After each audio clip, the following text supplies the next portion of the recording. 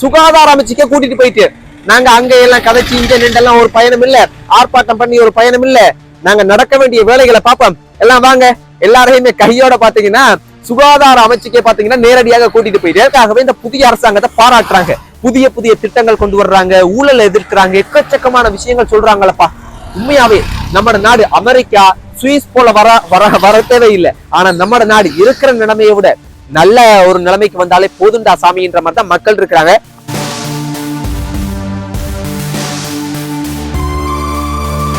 இந்த தடிமன் இந்த சளி பாத்தீங்க எப்படியா இருந்துச்சுன்னா ஒரு மிகப்பெரிய பிரச்சனையா இருக்கு. எனக்கு இப்போ ஒரு கிழமையா இந்த பிரச்சனை தான், கதைக்கிறதுக்கு கஷ்டமா இருக்கு, தடிமனா இருக்குது.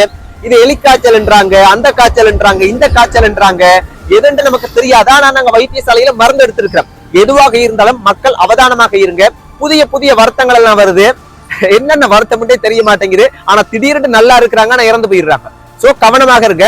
இன்னொன்னு என்னன்னு பாத்தீங்கன்னா வைத்தியர் அர்ச்சுனா அவங்க ஒரு சம்பவம் இன்றைக்கு பண்ணிருக்கு. என்னன்னு பாத்தீங்கன்னா இந்த யாழ்ப்பாண மாவட்டத்துல யாழ்ப்பாண போதனா வைத்தியசாலையில தொண்டர் ஊழியர்கள் அவங்க விளக்கப்பட்டிருப்பதாக ஒரு சர்ச்சையை ஒன்று எழுப்பப்பட்டிருக்குது. சர்ச்சையை ஒன்று நான் பார்த்தேன்.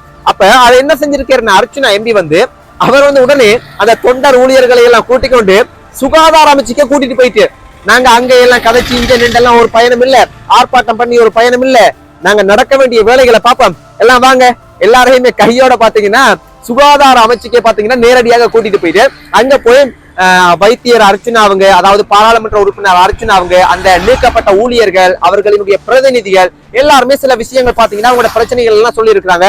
என்னென்ன பிரச்சனை, என்ன எதற்காக விளக்கப்பட்டிருக்காங்க, அதுல இருந்து அவங்க விலகுனாங்களா இல்லாட்டி அதை நிறுத்தப்பட்டாங்களா அப்படின்னு அதுல பெரிய சர்ச்சைகள் இருக்குதா, ஊழல் இருக்குதா அப்படின்ற விவரங்கள் எல்லாம் பெருசா தெரிய மாட்டேங்குது.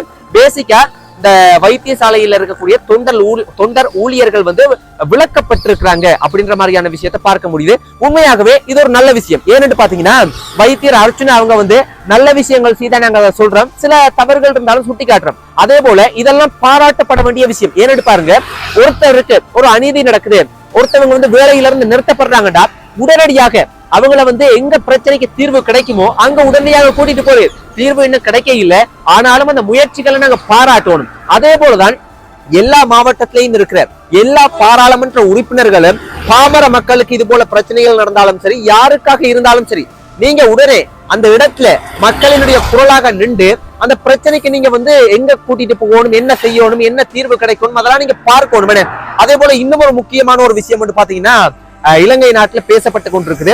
என்னன்னா இந்த பாடசாலையில கல்வி கற்கக்கூடிய மாணவ மாணவிகள், இந்த எங்கட பிள்ளைகள் எல்லாம் பாத்தீங்கன்னா இனிமே நீங்க தனியார் வகுப்புகள்ல கல்விகளை கற்றுக்கொண்டால், அதாவது பாடசாலைகள்ல நீங்க கற்றுக்கொள்ற கல்வி இல்லாம மேலதிகமாக பணம் செலுத்தி பிரத்யேக வகுப்புகளுக்கு நீங்க போற சூழ்நிலை ஏற்பட்டால் அதெல்லாம் தடை செய்யறோம் அப்படின்ற ஒரு முக்கியமான ஒரு செய்தியை பாத்தீங்கன்னா இன்றைய தினம் பார்க்க முடியுது. இது உண்மையா பொய்யா, இதெல்லாம் செயற்படுத்த முடியுமா, இதெல்லாம் சாத்தியமான்றதெல்லாம் ஒரு பக்கம் இருந்தாலும் இதுல என்ன நல்லது இருக்குது, என்ன தீமை இருக்கு அப்படின்றத நம்ம பார்ப்போம். முதலாவது நல்ல விஷயம் என்னன்னு பாத்தீங்கன்னா, இது தனியார் வகுப்புகள் எல்லாம் படிக்கும் போது அதுல காசுக்கார பிள்ளைகள் தான் படிக்க முடியும். அப்படி இல்லைன்னா ஒரு சாதாரண நடுத்தர மக்கள் அதுல கல்வி கற்க முடியும். ஏழை பாமர மக்களால கல்வி கற்க முடியுமான்னு கேட்டீங்கன்னா கஷ்டம். ஏனென்றா அண்ணண்டைக்கு உழைக்கிற காசை பாத்தீங்கன்னா சாப்பிடுறதுக்கே போதாது. இதுல எக்ஸ்ட்ராவா கிளாஸுக்கு எல்லாம் போய் படிக்க முடியுமான்னு கேட்டீங்கன்னா அது சரியான கஷ்டமான விஷயம் உண்டு.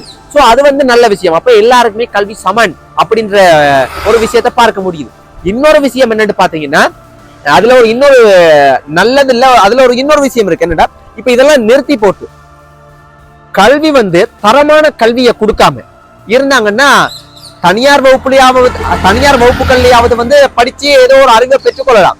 ஆனா அரசாங்க பாடசாலைகள்ல சரியான கல்வி கிடைக்காம இப்ப இருக்கிற தரம்புலைய இருந்தால் அது இப்ப நல்லா படிக்கக்கூடிய காசுள்ளவங்களுக்கும் ஒரு பாதகமாக அமையும். அப்ப அதை பார்க்கணும். இப்ப நீங்க நீங்க என்ன நினைக்கிறீங்க?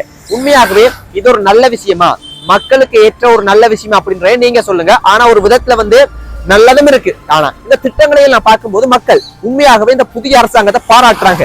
புதிய புதிய திட்டங்கள் கொண்டு வர்றாங்க, ஊழல் எதிர்க்கிறாங்க, எக்கச்சக்கமான விஷயங்கள் சொல்றாங்களப்பா. உண்மையாவே நம்ம நாடு அமெரிக்கா சுவிஸ் போல வர தேவையில்லை. ஆனா நம்ம நாடு இருக்கிற நிலைமையை விட நல்ல ஒரு நிலைமைக்கு வந்தாலே போதுண்டா சாமின்ற மாதிரி தான் மக்கள் இருக்கிறாங்க. ஆனா ஒரே ஒரு குற்றச்சாட்டு இந்த அரசாங்கத்தின் மேல வைக்கிறாங்க. காரணம் என்னன்னு பாத்தீங்கன்னா, எல்லாமே செய்யறீங்க, திட்டங்கள் எல்லாம் நல்லா இருக்கு, எல்லாம் ஓகே, ஆனா பொருட்களினுடைய விலைகள் கூடுது, பொருளாதாரம் இன்னும் மோசமா தானே போகுது. அந்த கேள்விதான் பாத்தீங்கன்னா அரசாங்கத்தை நோக்கி மக்கள் கேட்கிறாங்க. அதுக்கு எப்ப தீர்வு கிடைக்கும்னு பாத்தீங்கன்னா அரசாங்கத்தினுடைய பதில் மறைமுகமாக என்ன சொல்றாங்கடா, இன்னும் எங்களுக்கு நாட்கள் தேவை, மாதங்கள் தேவை, வருஷங்கள் தேவை அப்படின்றதுதான் அரசாங்கத்தினுடைய பதில். பாப்போம் என்ன நடக்குது அப்படின்னு. இன்னும் ஒரு முக்கியமான விஷயம், நாளைக்கு நாளாண்டிக்கு பாத்தீங்கன்னா நத்தார் பண்டிகை. ஆனா நான் நேற்றைய தினம் உடுப்பெடுக்கிறதுக்காக வந்து கடைகளுக்கு போனேன். அங்க இருக்கிற முதலாளிமார் என்ன சொல்றாங்கடா, மக்கள் வந்து சரியான குறைவாக வராங்க. காரணம் என்னடா நிக்சன், மக்கள்ற கையில பணம் இல்ல, பணம் இருக்கிறவங்க தான் வந்து உடுப்புகள் எடுத்துட்டு போறாங்க. அந்த அளவுக்கு மக்கள் வந்து பொருளாதாரத்துல வந்து மோசமான சூழ்நிலையில இருக்கிறாங்க. மக்கள்கிட்ட பணம் இல்ல, பண்டிகைகளை கொண்டாடுற அளவுக்கு மக்கள்கிட்ட சூழ்நிலை இல்லைன்னு சொல்றாங்க. உண்மையாகவே இந்த சூழ்நிலையெல்லாம் பார்க்கும்போது ரொம்ப ரொம்ப கவலையா இருக்கு. எதுவாக இருந்தாலும் நீங்க இந்த வீடியோவை பாக்குற நீங்க வந்து உங்களோட கருத்துக்களை வந்து பகிர்ந்து கொள்ளுங்க. சோ நன்றி மக்களே, நன்றி. Advance happy Christmas.